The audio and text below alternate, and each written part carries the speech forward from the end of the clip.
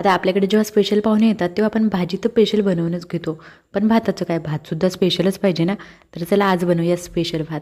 तर इथं काय केलं आहे बघा, कर्णफूल, दालचिनीचा तुकडा, पडी इलायची, तेजपत्ता, सुक्या नारळाचे काप, लवंग, काळी मिरी, हिरवी इलायची, हे सगळं आहे ना चमचाभर तेलामध्ये मस्त तळून घ्यायचं आणि याचं मिक्सरला जाडसर पावडर वाटून घ्यायचं.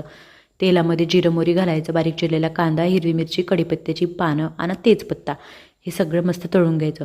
त्यानंतर आहे ना जाडसर वाटलेलं आलं लसूण पेस्ट घालायचं, एक बारीक चिरलेला टोमॅटो घालायचा, झाकण ठेवून आहे ना 5 मिनटं पूर्ण मॉइश्चर रिलीज होईपर्यंत हे शिजवून घ्यायचं.